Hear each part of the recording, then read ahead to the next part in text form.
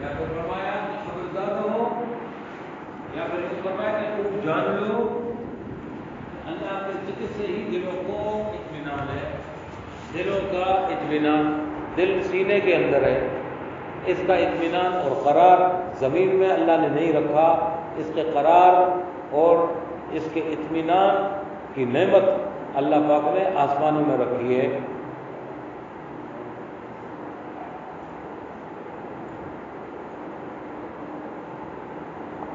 فاذکرونی اذکرکم، اور فرمایا بس اے میرے بندے تم مجھ کو یاد رکھو تو میں تم کو یاد رکھوں گا، اور فرمایا حدیث قدسی میں اگر تم مجھے اکیلے یاد کرو گے تو میں رب اپنے انفس میں تم کو یاد کروں گا، یعنی میں بھی اکیلا تم کو یاد کروں گا۔ اور فرمایا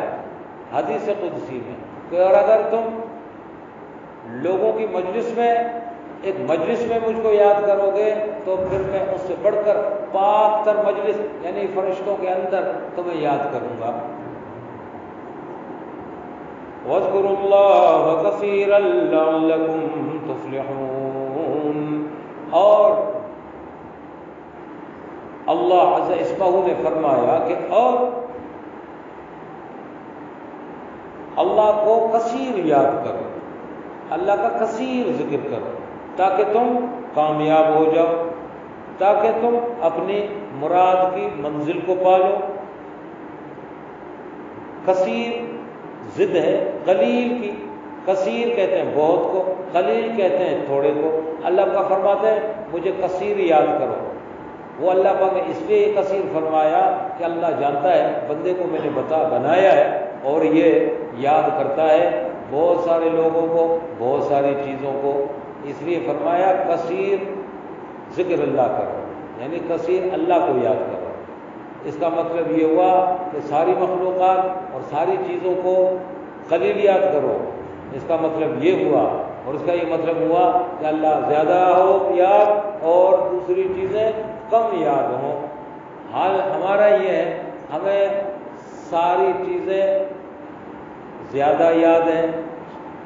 ہم یہ نہیں کہیں گے اللہ کم یاد ہے، بلکہ یوں کہیں گے اللہ ہم کو یاد ہی نہیں ہے، یاد ہی نہیں ہے۔ ہماری یادیں ویران ہیں اللہ کی یاد سے، اور ہماری یادیں اجاڑی ہوئی ہیں، اجڑی ہوئی ہیں مردار دنیا کی یاد سے۔ ہمارے دل برباد ہیں اس لیے کہ ہم نے اس دنیا کو دل میں آباد کیا ہے، اور ان کے دل آباد ہیں جنہوں نے اللہ کی یاد سے دل کو آباد کیا، اس لیے کہ جن کے دل آباد ہیں دنیا میں وہ اس آباد دل کو لے کر جب قبر میں جائیں گے تو ان کی قبر بھی آباد ہوگی، اور جن کے دل دنیا کی یاد سے، دل دنیا کی یاد سے، یہ اوپر زبان کا اللہ اللہ نہیں، دل سینہ۔ جیسے حضرت جی نے فرمایا کہ بھائی میں نے آپ کے کسی بڑے بیٹے کا نام لے لیا، اب جس کا جو بھی بڑا بیٹا ہے اس کی یاد میں وہ آ گیا نام لیے بغیر، اس کو کہتے ہیں یاد۔ ایسی یاد اللہ کی جس کے ساتھ ہے اس کی قبر آباد ہے، اس کی دنیا آباد ہے، اس کے ساتھ راحتیں ہیں، صحت ہے، روحانی ہمت قوت ہے، چہرے کی بشاشت ہے، نفس کا مغلوب ہونا ہے اور خواہشات کا مغلوب ہونا ہے، اور موت کا محبوب ہونا ہے، وہ موت کہ جس سے ساری دنیا ڈرتی ہے، امیر بھی ڈرتا ہے، غریب بھی ڈرتا ہے، رئیس بھی ڈرتا ہے، فقیر بھی ڈرتا ہے، مزدور بھی ڈرتا ہے، آجر بھی ڈرتا ہے، تاجر بھی ڈرتا ہے،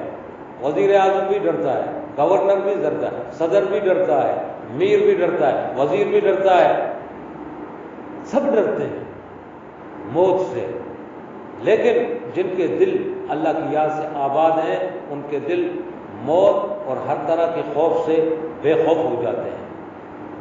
اس لیے کہ اللہ بہت بڑی چیز، وَلَذِكْرُ اللَّهِ اکبر، اور اللہ نے فرمایا کہ اللہ کا ذکر سب سے بڑی چیز ہے، اور یہ سب سے بڑی چیز جب دل میں سما گئی ساری چھوٹی چیزوں سے انسان بے پرواہ اور بے نیاز ہو جاتا ہے۔ یہ سبق ہر اس کے لیے جو اللہ کو مانتا ہے مگر اللہ کو جانتا نہیں ہے، ہر اس کے لیے ہے جس کو مرنا ہے اور اس کو مرنے سے پہلے اپنی قبر کا نور یہاں سے لے کر جانا ہے، یہ اس کے لیے ہے۔ ہاں جو یہ سمجھتا ہے مجھے تو مرنا ہے نہیں، اور جو یہ سمجھتا ہے کہ مجھے قبر کے نور کی کوئی ضرورت بھی نہیں ہے، وہ مخاطب نہیں ہے اس عنوان کا۔ اس عنوان کا وہی مخاطب ہے جس کو اپنے قبر کی فکر لگی ہوئی ہے، جس کو اپنی موت کی فکر لگی ہوئی ہے، جس کو اپنی موت سر پر دکھتی ہے۔ یہ عنوان خطاب ہے، اس سے مخاطب ہے، اس سے نہیں ہے جس نے اپنی موت کو 80 90 100 برس کی عمر میں دیکھنا شروع کیا ہے۔ اس کے لیے نہیں ہے، کیونکہ وہ تو 100 سال جینے کے خواب دیکھتا ہے، وہ تو ابھی کیا کرنے کو تیار ہوگا؟ وہ تو کہے گا 100 برس کی عمر ہوگی، جا کے پھر ایک طرف ہو کے اللہ کے ساتھ لگ جائیں گے۔ وہ اللہ کے 100 برس کی عمر نہیں ہوگی اس کی، اگر ہو بھی گئی اللہ سے نہیں لگ پائے گا۔ اس لیے زندگی میں اس کو عادت ہی نہیں رہی، اب بڑھاپے میں کیا کرے گا؟ بس پڑا کھانستا رہے گا، گھر والوں کو بیزار کرے گا، تو سارے اس کی مرنے کی دعائیں کرتے رہیں گے، پھر ایسا ہوگا۔